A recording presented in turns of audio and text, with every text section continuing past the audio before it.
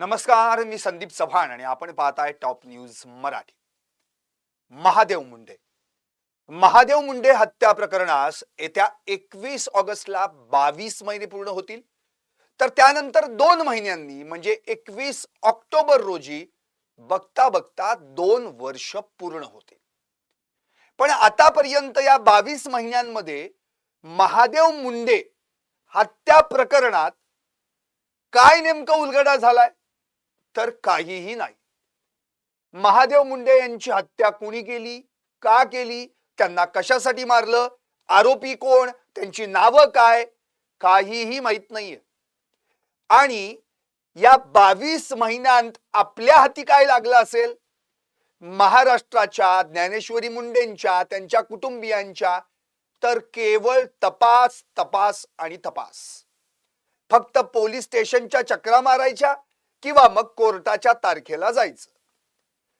इकडे पोलीस स्टेशनला आल्यानंतर एकच उत्तर, तपास सुरू आहे, प्रयत्न सुरू आहेत. आणि कोर्टात गेल्यानंतर एकच उत्तर, तारीख पे तारीख. या दरम्यान ज्ञानेश्वरी मुंडेंनी या प्रकरणी मग उपोषण केलं, मग त्यानंतर आंदोलनं झाली. त्यांनी विष प्राशन करून आत्महत्येचा प्रयत्न देखील केला, रास्ता रोको देखील केला. हाती काय लागलं? 2 गुन्हे. एक विष प्राशन करून आत्महत्या केल्याचा प्रकार म्हणून आणि दुसरा रास्ता रोको केला म्हणून. या दरम्यान बऱ्याच नेत्यांनी ज्ञानेश्वरी मुंडेंच्या भेटीगाठी देखील घेतल्या, आश्वासनं दिली. त्यातूनच मग पुढे मनोज जरांगे पाटलांची भेट झाल्यानंतर त्यांच्या मार्फत दस्तूर खुद्द मुख्यमंत्र्यांची देखील भेट झाली. सरते शेवटी या प्रकरणात 21 महिन्यांनी का होईना, पण याच महिन्याच्या पहिल्या आठवड्यात SITची स्थापना देखील झाली. आता या 21 महिन्यांमध्ये काय बदललं या प्रकरणात? तर फक्त तपास अधिकारी बदलले. 1-2 नव्हे, तब्बल 8 तपास अधिकारी या प्रकरणात आले आणि गेले. त्यानंतर मात्र पंकज कुमावत, जे आता अमरावतीत ग्रामीण अपर पोलीस अधीक्षक आहेत, त्यांची मागणी तपास अधिकारी म्हणून केली गेली आणि त्यांची नियुक्ती करण्यात आली. या सगळ्या 21 महिन्यांमध्ये महादेव मुंडे हत्या प्रकरणात तपास 1 इंच तरी पुढे सरकला का? तर नाही. काय घडलं 21 महिन्यात याची माहिती विधानसभेत मुख्यमंत्र्यांच्याच तोंडून ऐकायला मिळाली. तोपर्यंत ना त्या ज्ञानेश्वरी मुंडेंना ऐकायला मिळाली, ना त्यांच्या कुटुंबियांना, ना महाराष्ट्राच्या जनतेला. आता या सगळ्या प्रकरणात जेव्हा ऑगस्टच्या पहिल्या आठवड्यामध्ये SIT प्रमुख म्हणून पंकज कुमावत यांची नेमणूक झाली, तेव्हा मात्र थोड्याफार हालचाली सुरू झाल्या. त्यांनी आल्या आल्या स्पॉट पंचनामा केला. त्या स्पॉट पंचनाम्याच्या वेळी जिथे महादेव मुंडेंची हत्या झाली त्या ठिकाणी ते जाऊन आले. नंतर महादेव मुंडे यांचे बंधू सतीश मुंडे, अशोक मुंडे आणि त्यांचे वडील दत्तात्रय मुंडे या दोघांची त्या ठिकाणी त्यांनी चौकशी केली, माहिती घेतली, त्यांच्याकडून समजून घेतलं प्रकरण काय आहे ते. शिवाय SIT मार्फत एक परिपत्रक देखील काढण्यात आलं. ज्याला कुणाला महादेव मुंडे या प्रकरणाविषयी माहिती असेल त्यांनी तो नंबर देखील अख्ख्या सगळ्या प्रसार माध्यमांनी सगळीकडे लोकांपर्यंत पोहोचवला. 9990782431 या नंबरवर थेट माझ्याशी संपर्क साधा आणि मला माहिती द्या. जो माहिती देईल त्याचं नाव गोपनीय ठेवण्यात येईल आणि त्याला योग्य ते बक्षीस देण्यात येईल. आता हे परिपत्रक काढून SIT नेमून 15 दिवस झाले. पण काय घडलं या प्रकरणात पुढे त्याचं अजूनही उत्तर नाहीये. त्यामुळे माझं आजचं लाईव्हच आहे. कुमावत साहेब, तपास कुठवर आला? महाराष्ट्राला कळू द्या. या 10 प्रश्नांची उत्तरं मिळतील का? कारण की या प्रकरणातले जे 10 जटिल प्रश्न आहेत तेच प्रश्न मी आता या लाईव्ह मध्ये तुमच्या समोर मांडणार आहे. मला खात्री आहे अगदी शेवटपर्यंत तुम्ही हे लाईव्ह पाहाल आणि जसे हे मला प्रश्न पडले तसेच महाराष्ट्राच्या प्रत्येक जनतेला प्रत्येक व्यक्तीला हे प्रश्न पडलेले असतील. या 10 प्रश्नांमध्येच या महादेव मुंडे प्रकरणाचं सार दडलेलं आहे. जे पोलिसांच्या हाती लागलं तर 100% या प्रकरणावर प्रकाश पडेल.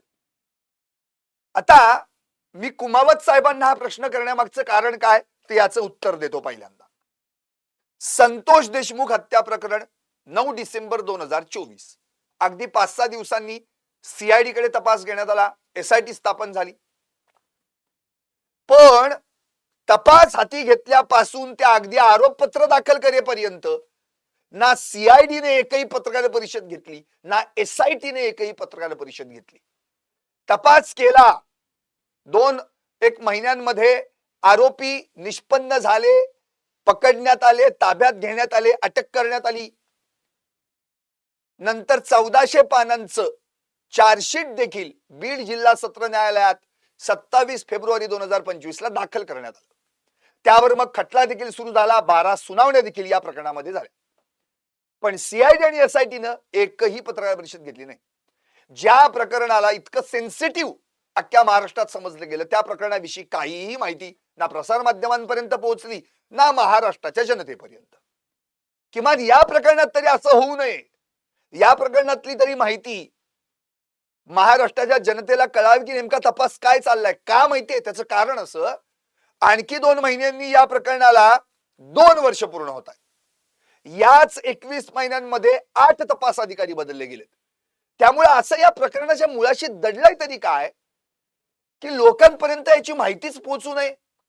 महादेव मुंडेंना का मारलं, कुणी मारलं, कशासाठी मारलं, आरोपी कोण, नावं काय, काहीही माहित नाहीये. त्यामुळे एवढं गोपनीय आणि गूढ राहिलेलं आहे हे प्रकरण. त्यामुळे या प्रकरणाची इत्थंभूत माहिती महाराष्ट्राच्या जनतेला कळणं अत्यंत गरजेचं आहे. संतोष देशमुख हत्या प्रकरणात तरी काय झालं होतं? एक तर वाल्मिक कराड जो मुख्य आरोपी आहे तो मुळातच शरण आला पुण्याच्या सीआयडी ऑफिसमध्ये. कृष्णा आंधळे 256 दिवस झाले फरार आहे. अजूनही ना सीआयडीला सापडला ना एसआयटीला आणि त्याच्या मागे शोधायला गेलेल्या त्या पोलीस पथकांना. इतकंच नव्हे तर सुदर्शन घुले आणि सुधीर सांगळे हे 2 आरोपी ज्यांना पुण्यात अटक झाली ते काय सीआयडी आणि एसआयटीनं नव्हते पकडले. ते बीडच्या स्थानिक पोलिसांच्या विशेष पथकानं त्यांना पकडलं होतं. डॉक्टर संभाजी वायबसे याची चौकशी अंती जी टीप मिळाली त्यात त्यांना पकडलं. त्यामुळे ते यश बीडच्या स्थानिक पोलिसांचं होतं. एसपी नवनीत कुमावत यांना त्याचं श्रेय द्यावं लागेल. आता या प्रकरणात मुळात आरोपी कोण हेच माहित नाही. बाळा बांगर म्हणून जे आहेत त्यांनी या प्रकरणात इनिशिएटिव्ह घेतलं. आपला जबाब देखील 5 जुलै रोजी नोंदवला आणि त्यात काही नावं त्या ठिकाणी त्यांनी त्या जबाबामध्ये त्या ठिकाणी व्यक्त केलेली आहेत, नोंदलेली आहेत. आता मुळात त्यामध्ये त्यांनी वाल्मिक कराड याचं नाव घेतलंय, गोट्या गित्ते याचं नाव घेतलंय. आता मुळातच वाल्मिक कराड संतोष देशमुख प्रकरणात मुख्य आरोपी बनून तुरुंगात आहे आणि गोट्या गित्ते हा मकोकातला आरोपी आहे, तो तर फरारच आहे. त्यामुळे आता या आरोपींना म्हणजे गोट्या गित्ते आणि त्याच्या आणखी टोळीला जी कोण याच्यामध्ये असतील एकूण 6 आरोपी आहेत असं म्हटलं जातं, त्यांना शोधायचं आव्हान पंकज कुमावत यांच्या समोर आहे आणि ते आव्हान पेलण्याचं काम ते करतील अशी आशा आहे. म्हणून तो त्यांना या प्रकरणात आणण्यात आलं. कारण बीडकरांना त्यांचा अनुभव आहे याच्या आधीचा, एक डॅशिंग अधिकारी म्हणून, एक धाडसी अधिकारी म्हणून. कारण की याआधी त्यांनी अवैध गुटखा असेल किंवा अवैध दारू मटका काय जे धंदे असतील त्या सगळ्यांवर आळा बसवला होता. भल्या भल्यांना त्यांनी आत टाकलं होतं. वाळू तस्करांवर पण त्यांनी कुऱ्हाड कायद्याची उगारली होती. या बाबतीत वाळू तस्करांकडून त्यांच्यावर हल्ला देखील झाला होता. त्यामुळे त्यांचं जे कार्य आहे ते कार्य पाहता त्यांना या प्रकरणात आणण्यात आलं. आता प्रश्न हा आहे की एवढं सगळं प्रकरण हे जे काही आता सुरू झालेलं आहे याच्यात तपास जो आहे तो कुठवर आला असा प्रश्न महाराष्ट्राला पडला. कारण 21 महिने तपास काय चाललाय हेच माहित नाही. आता 22व्या महिन्यात तपास अधिकारी म्हणून जे एसआयटीचे प्रमुख आलेले आहेत पंकज कुमावत, 15 दिवस होऊन गेले एसआयटी स्थापन होऊन. आता कुठपर्यंत तपास आलाय, काय झालाय हे तरी महाराष्ट्राला कळू द्यात. किमान त्यांच्या पत्नी महादेव मुंडे यांच्या त्या माऊलीला ज्ञानेश्वरी मुंडे यांना तरी कळू द्यात. म्हणून याच प्रकरणातले 10 प्रश्न आहेत, त्या प्रश्नांची उत्तर या तपासादरम्यान महाराष्ट्राला कळू द्या अशी माझी या ठिकाणी मागणी आहे. आणि ते 10 प्रश्न मी या ठिकाणी काढलेत. आपण त्या प्रश्नांच्या अनुषंगाने आपण पहिल्यांदा चर्चा करायला पाहिजे.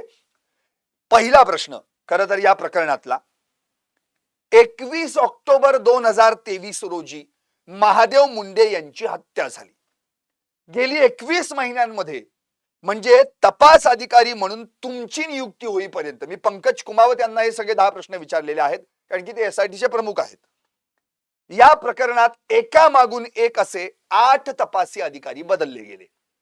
अगदी सुरुवातीला पीआय रवी सानप, भार्गव सपकाळ, गुलबर्गे, संदीप दहिफळे, रघुनाथ नाचण, डीवायएसपी अनिल चोरमले, डीवायएसपी कमलेश मीना आणि बीडच्या स्थानिक गुन्हे शाखेचे पीआय शिवाजी बंटेवाड. त्यामुळं या प्रकरणाचा तपास 2 वर्ष पूर्ण होत आली तरी सुरूच आहे. या हत्येतील आरोपींची नावं देखील अजूनही निष्पन्न होऊ शकलेली नाहीत. आता माझा प्रश्न असा आहे, इतके तपासी अधिकारी बदलण्यामागची कारणं काय होती याच्या मुळाशी जाऊन त्या कारणांचा शोध पंकज कुमावत साहेब घेणार का, हा माझा साधा सवाल आहे. कारण यामध्ये ज्ञानेश्वरी मुंडेंनी असं म्हटलं होतं, जो जो माझ्या नवऱ्याच्या हत्येचा तपास म्हणून तपासी अधिकारी म्हणून हातात घेतो, एक तर त्याची बदली होते किंवा तो प्रमोशनवर जातो. अगदी शेवटचं उदाहरण कमलेश मीना, जे बढतीवर प्रमोशन पर गेले, त्यांच्याकडून तपास दुसऱ्या अधिकाऱ्याकडे आला, अर्थात स्थानिक गुन्हे शाखेचे शिवाजी बंटेवाड काही काळ त्यांच्याकडे राहिला. याच्या आधी अनिल चोरमले होते, अर्थात त्यांची पण बदली झाली. अगदी सुरुवातीला रवी सानप, त्यांनी बदली झाली का, बदली कुणाच्या तरी दबावाखातर करून घेतली, याचं उत्तर अजूनही गुलदस्तात आहे. त्यामुळे या प्रकरणातले जे तपास अधिकारी आहेत, एक तर बदली होते किंवा बढती मिळते, या पलीकडे काही घडलेलं नाही. त्यामुळं त्यांच्या बदली मागची कारणं नेमकी काय आहेत यावर प्रकाश टाकून त्याचा तपास पंकज कुमावत साहेब करणार का? कारण की यांच्या बदली आणि बढतीच्या मागच या प्रकरणातलं गूढ दडलेलं आहे. याच्यातले अगदी सुरुवातीचे 1-2 तपास अधिकारी असे आहेत जे अगदी आरोपींपर्यंत पोहोचले होते, त्यांची फक्त कॉलर पकडायची बाकी होती, पण तोपर्यंत त्यांना त्या प्रकरणातून बाजूला करण्यात आलं. त्यामुळं या बदल्यांमागची नेमकी कारणं काय होती, त्या बदल्या कुणी केल्या, राजकीय दबावापोटी काही पॉलिटिकल कनेक्शन आहे का याच्यात त्यांच्यावर बदली झाली, त्यांच्यावर कोणता दबाव होता की त्यांना त्या तपासातून बाहेर पडावं लागलं, या सगळ्या प्रश्नांची उत्तरं खरं म्हणजे पंकज कुमावत यांनी शोधायला हवीत. माझा दुसरा प्रश्न आहे, या प्रकरणाचे पहिले तपास अधिकारी पीआय रवी सानप यांना आरोपींची नावं, त्यांचे फोन नंबर माहीत असूनही ते पुढे का येत नाहीत, त्यांची चौकशी होणार का? हा दुसरा प्रश्न अत्यंत महत्वाचा आहे. कारण की या तपास प्रकरणातले पहिले तपास अधिकारी हे पीआय रवी सानप होते, जे आता धाराशिव मध्ये गेले आहेत बदलून. खरं तर यांनी या प्रकरणात आरोपी शोधून काढले होते, त्यांचे नंबर देखील त्यांना मिळाले होते.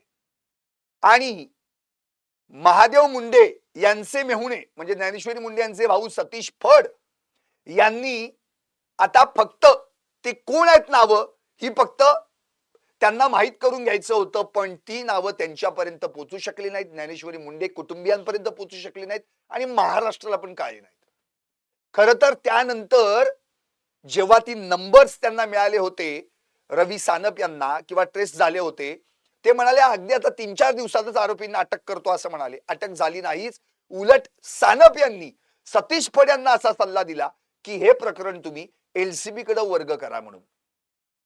आता याचं उत्तर काय आहे, तर त्याचं उत्तर त्यांनी काय दिलं, त्यांनी विचारलं सुद्धा सतीश फड यांनी सानप यांना की तुमच्यावर काही दबाव आहे का, तर ते म्हणाले मी तुला सांगितलंय ना, तू फक्त एलसीबी कडे वर्ग करण्याची मागणी कर. त्यामुळे रवी सानप याच्यावर मी मागे लाईव्ह केलं होतं की रवी सानप या प्रकरणात गप्प का आहेत.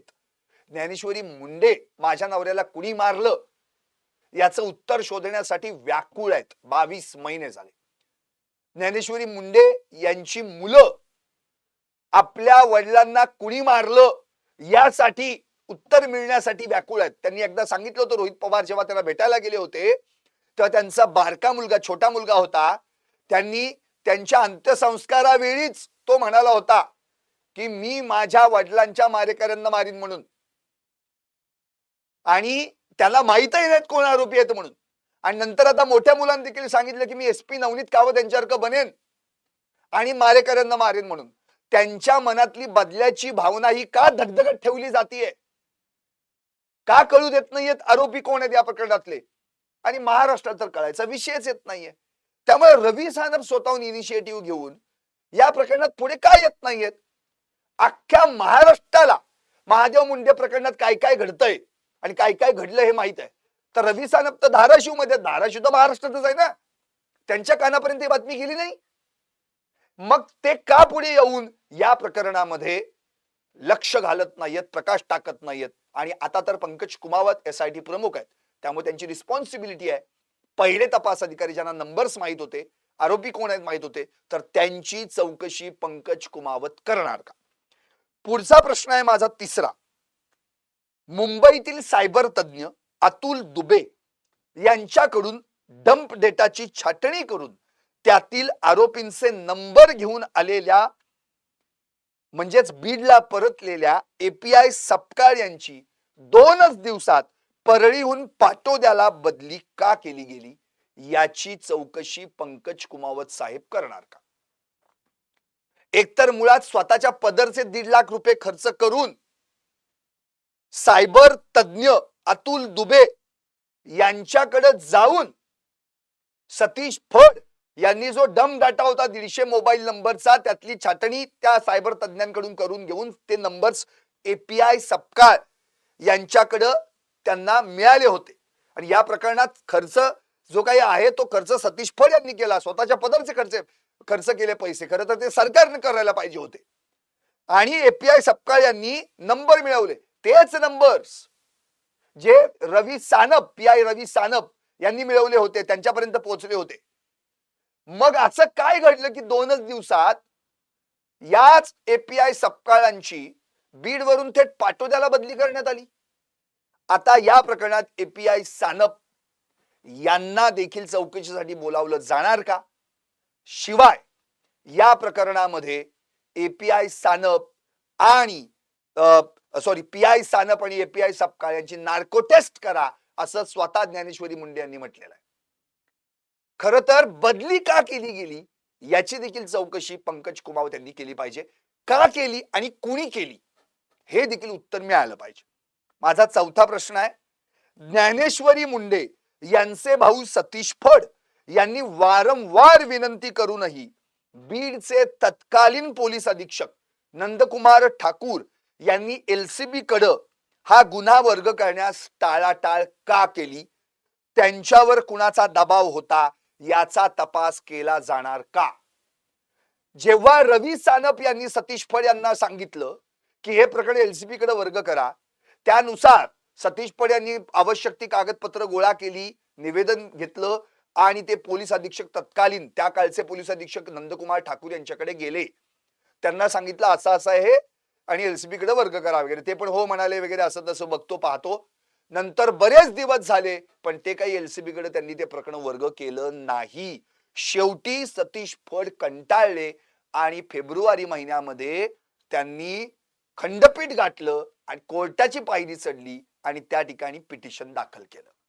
आता तत्कालीन अधीक्षक नंदकुमार ठाकूर यांना हे प्रकरण एलसीबी कडे वर्ग करण्यात काय अडचण होती, काय टाळाटाळ केली जात होती, याची देखील चौकशी केली जाणार का, याचा तपास केला जाणार का? पुढचा प्रश्न आहे, कॉन्स्टेबल गोविंद एलमाटे यांनी ज्ञानेश्वरी मुंडे यांना बंगल्यावरून फोन आला आणि तपास थांबला अशी जी माहिती दिली त्याला कोणता आधार होता? याबाबत कॉन्स्टेबल गोविंद एलमाटे यांची चौकशी होणार का? आपल्याला आठवत असेल मध्ये प्रसार माध्यमांवर बऱ्याचदा ज्ञानेश्वरी मुंडेंनी हा किस्सा सांगितला होता. पहिल्यांदा जेव्हा त्या नवनीत कावत यांना भेटायला गेल्या होत्या, नवनीत कावत नुकतेच या ठिकाणी एसपी म्हणून बीडचे नवीन रुजू झाले होते, त्यावेळी त्यांनी सांगितले की तुम्ही परळी पोलीस स्टेशनला व्हिजिट द्या.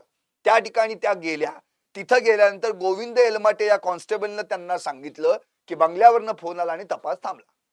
पुढे त्याच ठिकाणी जे नाचण म्हणून पीआय होते, शिवाय अनिल चोरमले डीवायएसपी म्हणून ते त्यांच्या काही कामासाठी त्या ठिकाणी आले होते, तेव्हा ते अंबेजोगाईत होते, यांच्या समोरच गोविंद एलमाटेंनी हे वाक्य उच्चारलं होतं. त्याच्या वाक्यावर आधारित तपास का नाही झाला हा प्रश्न अत्यंत महत्वाचा आहे.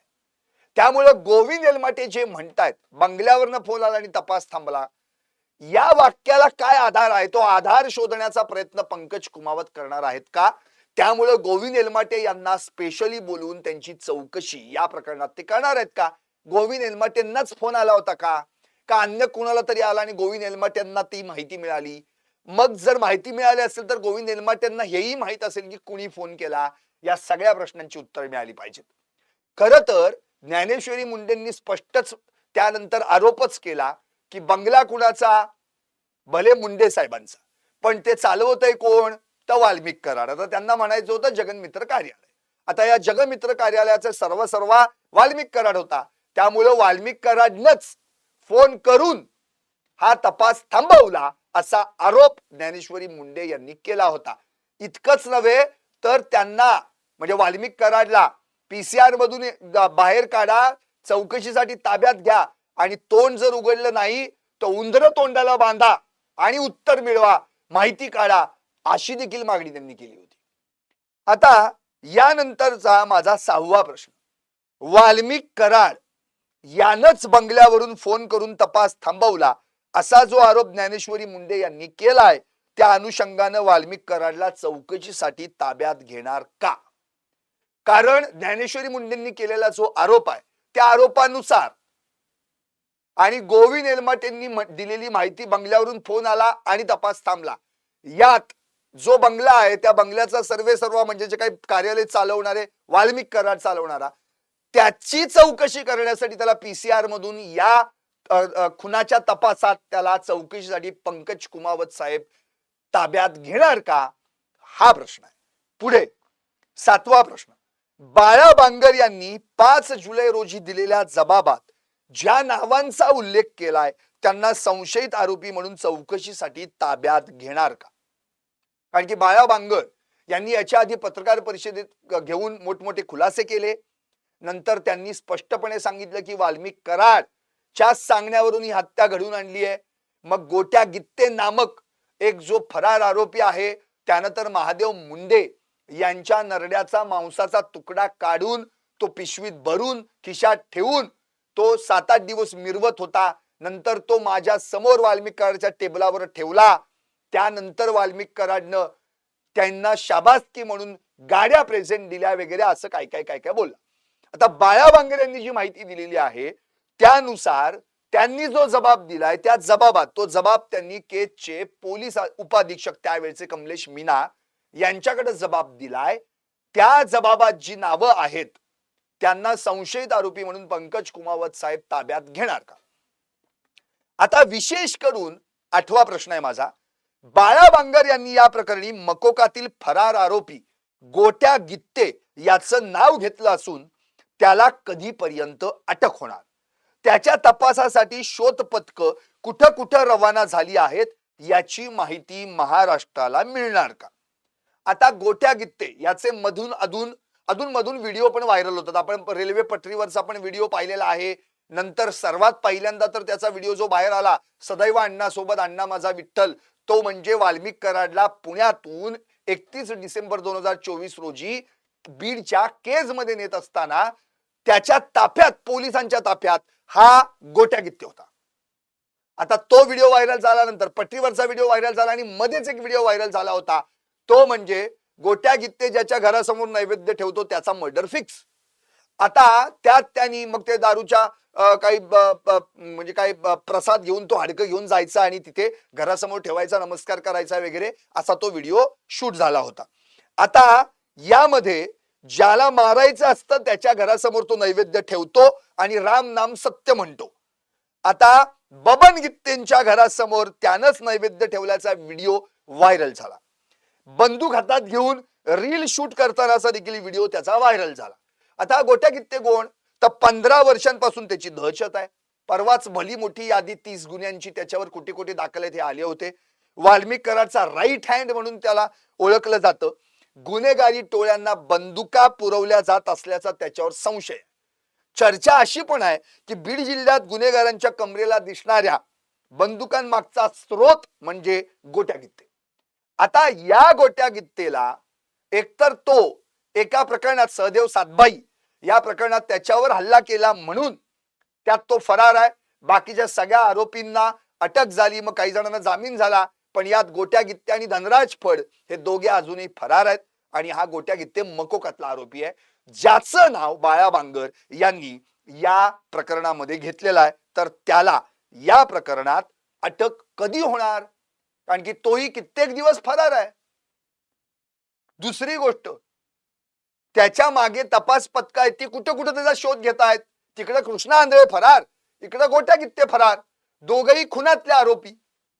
पुढं प्रश्न 9, ज्या जमिनीच्या व्यवहाराच्या वादातून महादेव मुंडे यांची हत्या झाली असं बोललं जातं, ती जमीन अथवा तो प्लॉट वाल्मिक कराडचा निकटवर्तीय भावड्या कराड या व्यक्तीच्या नावावर कसा काय झाला? या प्रकरणात वाल्मिक कराड आणि त्याचा निकटवर्तीय भावड्या कराड यांचं काय कनेक्शन आहे याची चौकशी होणार का? या दरम्यान मी एकदा ज्ञानेश्वरी मुंडे यांच्याशी लाईव्ह जेव्हा झालं होतं, त्यांची मुलाखत आपण घेतली होती, त्यावेळी त्यांनी हा प्रश्न उपस्थित केला होता की ज्या जमिनीमध्ये माझ्या नवऱ्याला इंटरेस्ट होता की तो व्यवहार पूर्ण होत आला होता, 25 तारखेला व्यवहार होणारही होता, त्याच्या आधीच त्यांची हत्या झाली, 4-5 का 6 महिन्यांनी तीच जमीन या भावड्या कराड नामक व्यक्तीच्या नावावर कशी काय झाली? आणि तो वाल्मिक कराडच्या जवळचा आहे असं म्हटलं जातं. त्यानंतर काही बीडच्या पोलिसांनी त्याची काही चौकशी देखील केली, पण नंतर हा भावड्या कराड इथून गायब झाला, तो काहीतरी लातूरमध्ये गेलाय असं स्वतः ज्ञानेश्वरी मुंडे म्हणाल्या होत्या. त्यामुळे भावड्या कराड आणि वाल्मिक कराड यांचं काय कनेक्शन आहे याचा तपास पंकज कुमावत साहेब करणार आहेत का? शेवटचा प्रश्न, 10वा प्रश्न. आता हा अत्यंत महत्वाचा प्रश्न आहे. खरं तर या प्रश्नामध्ये एक अत्यंत महत्वाची अशी भूमिका खरं म्हणजे आता तुमच्या समोर मी मांडणार आहे. तो म्हणजे जो कोणी महादेव मुंडे हत्या प्रकरणी माहिती देईल त्याचं नाव गोपनीय ठेवलं जाईल आणि त्या व्यक्तीला योग्य ते बक्षीस दिलं जाईल असं परिपत्रक पंकज कुमावत साहेब यांनी SIT मार्फत काढलं होतं. खरं म्हणजे त्यांच्या तपासाची पद्धत वेगळी आहे. त्यांनी एक जाळं टाकलं आणि जो कोण आता येईल त्यांनी थेट त्यांचा संपर्क क्रमांक दिला होता 9990782431 आणि या नंबरवर संपर्क करा. अख्ख्या मीडियाने देखील तो नंबर, मी तर त्याच्यावर खास लाईव्ह केलं होतं नंबर टाकून पंकज कुमावत साहेब, आणि त्याच्यात मी स्पष्ट असं देखील त्याचं हेडिंग केलं होतं 9990782431. हाच तो मोबाईल नंबर ज्यानं मोडली होती गुंडांची कंबर IPS पंकज कुमावत रिटर्न्स. खरं तर आता पंकज कुमावत जे रिटर्न आलेले आहेत बीडमध्ये, त्यांच्याकडून रिटर्न्स मिळणं गरजेचं आहे. याचाच अर्थ या तपासातले आरोपी कोणी निष्पन्न होणं गरजेचं आहे. कारण की पंकज कुमावत धाडसी डॅशिंग अधिकारी आहेत म्हणून तर त्यांना बीडवासियांनी बोलावलेलं आहे. आणि पंकज कुमावत 100% याच्यात खरी उतरतील ही खात्री बीडकरांना आहे, महाराष्ट्राला देखील आहे, त्यांच्यावर विश्वास आहे आमचा.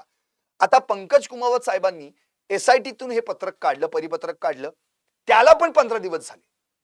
आता या दरम्यान भले त्यांनी असं म्हटलेलं आहे की बाबा जी कोण माहिती देईल त्यांची नावं, त्यांची माहिती गोपनीय ठेवली जाईल आणि त्यांना योग्य ते बक्षीस देण्यात येईल. ठीक आहे, तुम्ही नावं उघड करू नका, तुम्ही माहिती त्यांची काही देऊ नका, पण आतापर्यंत तुमच्याशी किती जणांनी संपर्क साधला याचा आकडा तरी जाहीर करा, जेणेकरून ते महाराष्ट्राला कळू देत की तुमच्या नंबरवर अशी काही माणसं बिनधास्तपणे न घाबरता न डगमगता तुम्हाला फोन करतायत, तुमच्याशी बोलायची इच्छा आहे त्यांची, महादेव मुंडे प्रकरणाबद्दल त्यांना काही ना काहीतरी सांगायचं, त्यांच्यावर काहीतरी माहिती आहे, हे तरी महाराष्ट्राला कळू द्या, जेणेकरून या प्रकरणामध्ये नेमकं काहीतरी पुढे चालू आहे, तपास सुरू आहे हे कळेल. नाहीतर काही समजत नाहीये. म्हणून मी मगाशी तो दाखला दिला, संतोष देशमुख प्रकरणात डायरेक्ट चार्जशीट दाखल झालं, नंतर फोटो व्हायरल झाले, व्हिडिओ व्हायरल झाले, पण त्या तपास अधिकाऱ्यांनी नेमका काय तपास केला, कसं कुणाला पकडलं, कुठे काय एकही पत्रकार परिषद नाही कुमावत साहेब. त्यामुळे आता तुमच्याकडनं तरी किमान अपेक्षा आहे, हे प्रकरण देखील तितकंच सेन्सिटिव्ह आहे. महादेव मुंडे हत्या प्रकरणामध्ये आतापर्यंत जो काही तपास झालाय त्याचं किमान ब्रीफिंग तरी महाराष्ट्राच्या जनतेसमोर यायला हवं, जेणेकरून हा तपास पारदर्शकरित्या सुरू आहे हे किमान ज्ञानेश्वरी मुंडे यांच्या कुटुंबियांना तरी कळेल, महाराष्ट्राला कळेल आणि महाराष्ट्रात कायदा व सुव्यवस्था राखण्यासाठी पोलीस सतर्क आणि कार्यरत आहेत याची माहिती अपडेट मिळत जाईल. तुमची जी काही गोपनीय माहिती आहे ती अजिबात सांगू नका, पण किमान या प्रकरणातल्या काय हालचाली आहेत, गोट्या गित्तेच्या गित्तेच्या मार्गावर कुठं कुठं पोलीस पाठवले गेलेले आहेत ती माहिती मिळू द्यात. आणखी या प्रकरणामध्ये बाळा बांगर यांचा जो जबाब घेतलाय त्या दृष्टिकोनातून काही तपास सुरू आहे का? दुसरी गोष्ट, भावड्या कराड आणि वाल्मिक कराडाचं काही कनेक्शन आहे का? बंगल्यावरनं जो फोन आला आहे तो फोन खरंच आला असेल तर कोणी केला, त्याला काय आधार आहे का गोविंद एलमट यांच्या बोलण्याला? त्या गोविंद एलमटेंना तुम्ही चौकशीसाठी बोलवलेलं आहे का नाही बोलवलेलं आहे? पी.आय. रवी सानप जे पहिले तपासी अधिकारी त्यांनी आरोपीचे नंबर शोधून काढले होते, मग रवी सानप यांना इंट्रोड्यूस का केलं जात नाहीये? या सगळ्या प्रश्नांची उत्तरं खरं म्हणजे महाराष्ट्राला मिळणं अपेक्षित आहे. त्यामुळे तुमच्याकडनं एवढीच अपेक्षा आहे पंकज कुमावत साहेब, तुम्ही जो तपास करताय, तुम्ही तुमच्या अँगलनी तपास सुरूही केलेला आहे, स्पॉट पंचनामा केलात, नंतर अशोक मुंडे, दत्तात्रय मुंडे, महादेव मुंडेंचे जे कुटुंब आहेत त्यांची तुम्ही माहिती काढून घेतली, त्यांच्याकडनं त्यांच्याशी बोलला, चौकशी केली वगैरे सगळं ठीक आहे. पण या प्रकरणात नेमकं काय चाललंय हे महाराष्ट्राला कळेनाच झालंय. कारण हे प्रकरण इतकं सेन्सिटिव्ह झालंय की यात महादेव मुंडेंच्या पत्नी ज्ञानेश्वरी मुंडे यांना न्याय मिळत नाही म्हणून त्यांनी विष प्राशन केलं होतं. ती माऊली सुदैवानं वाचली. त्या बिचारीला डिस्चार्ज मिळतोय त्याच दिवशी तिच्यावर थेट गुन्हाच दाखल केला आत्महत्या करण्याचा प्रयत्न म्हणून. ठीक आहे, तर कायदेशीर दृष्ट्या आत्महत्या करण्याचा प्रयत्न करणे हा गुन्हा आहे, मान्य आहे. पण ती माऊली कोणत्या कंडिशन मध्ये आहे, तिची अवस्था काय आहे? बरं, एवढ्या प्रकरणात तिने रस्ता रोको केला, सासर बाहेरची मंडळी तिला साथ द्यायला आली, तर तिच्यावर त्या प्रकरणी पण गुन्हा दाखल केला आणि तिच्या सासर बाहेरच्या मंडळींवर पण गुन्हा दाखल केला. आता मला एक प्रश्न पडलाय, खरं म्हणजे न्यायाचा मुर्दा पाडून खुन्यांना वाचवण्यात काय हाशील आहे? इथं प्रश्न हा उरतो की मुळातच या प्रकरणातल्या मारेकऱ्यांना शोधून काढा असं ती माऊली बोंबलते इतके महिने, 2 वर्ष पूर्ण होत आले, तिला न्याय द्यायचा सोडून तिच्यावरच गुन्हे दाखल होत आहेत. आता हे सर्वसामान्य माणसं आम्ही आहोत म्हणून आम्ही हा असा सेंटिमेंट विचार करतोय. कायदेशीर दृष्ट्या पोलिसांच्या दृष्टिकोनातून तुम्ही कलमांचा विचार करता, पण आमचा विचार हाच आहे की कलम आमच्यासाठी आहेत, संविधान सर्वसामान्यांसाठी, आपल्या सगळ्यांसाठी आहे. ज्या संविधानात कलमांचा उल्लेख आहे त्याच संविधानामध्ये प्रत्येकाचं स्वातंत्र्य आहे जाणून घेण्याचं, प्रत्येकाला न्याय हक्क मिळण्याचा स्वातंत्र्य आहे, न्याय हक्क मिळवून देण्याची तजवीज त्या संविधानात आहे. भारतरत्न डॉक्टर बाबासाहेब आंबेडकरांनी हे संविधान तुमच्या आमच्यासाठी दिलेलं आहे, आम्ही सगळे त्याच्याच आशेवर आहोत. त्यामुळं या प्रकरणात ज्ञानेश्वरी मुंडे यांना न्याय मिळावा.